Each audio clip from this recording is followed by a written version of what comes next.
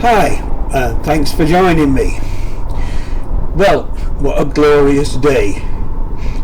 Yesterday we said goodbye to Storm Ciaran, then woke up to sun and blue skies this morning.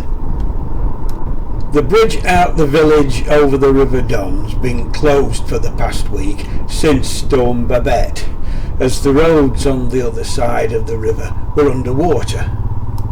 Thankfully, for this area at least, Ciaran didn't bring any more, and I'm told the road's now clear, even though the signs are still up.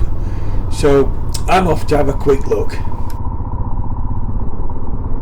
This is the River Don, and as you can see, even after a week, it's still well up the flood banks. This time last week, though, it looked like this, as it overflowed onto the floodplains to the north.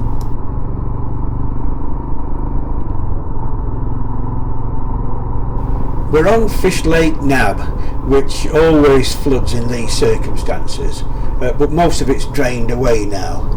The road over to Askenon's Syke House is still closed though, but the farmers have got to carry on regardless. You may remember Fish Lake got flooded a few years ago and made national news when we got visits from the Prime Minister at the time and the then Prince of Wales, now of course King Charles. Thankfully the flood defences have been improved here and it's been okay since, fingers crossed. You can see there's still some water left in the fields as we head up towards Fish Lake, but here it's cleared pretty well.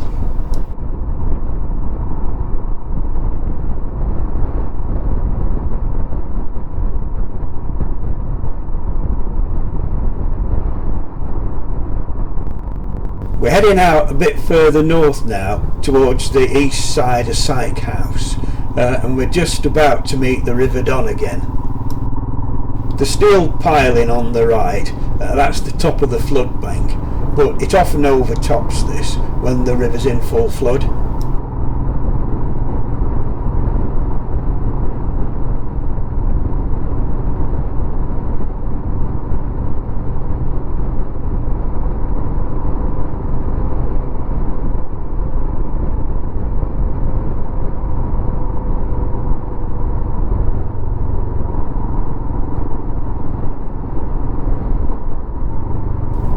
As we drop down a bit, we can see the fields are still pretty flooded, and we're almost riding on a causeway through the lakes. This is all normally arable farmland. Not good news for us, but great for the swans. This bridge is over one of the many drainage ditches that crisscross the area. It feeds into the Don just over to the right, but fortunately it's controlled by sluice gates there.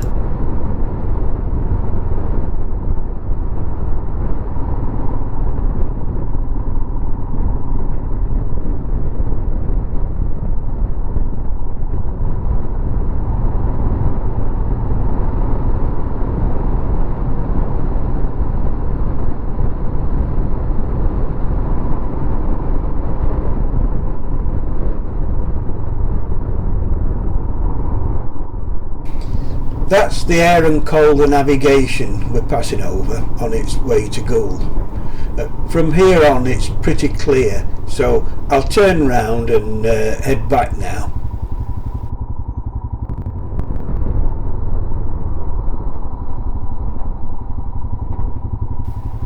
Now you may have noticed the different camera angles and stuff.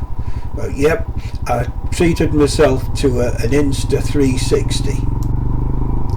Now I know that these can be overdone, and actually, but for me anyway, can spoil otherwise good video with strange perspective shots.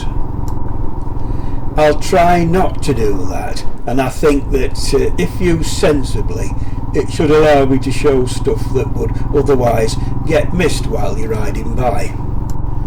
This is a first attempt at filming and editing in 360, and it's a bit of a steep learning curve, so please bear with me. Be interested to hear your views on these 360 cameras. Do you like them or hate them? Drop me a comment.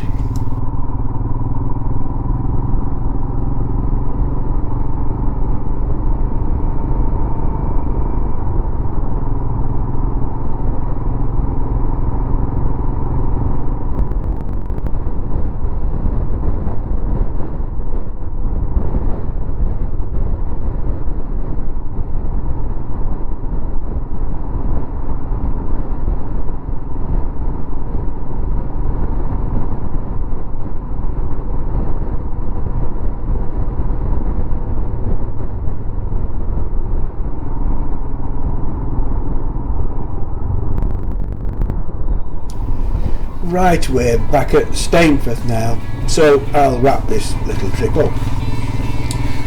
Hope you've enjoyed our somewhat watery ramble. Just hope that things don't get any worse, but the way that our weather's going, you never know. Fingers crossed. Don't forget to subscribe if you want to see any more of my ramblings, and I hope to catch you on the next one. Cheers for now.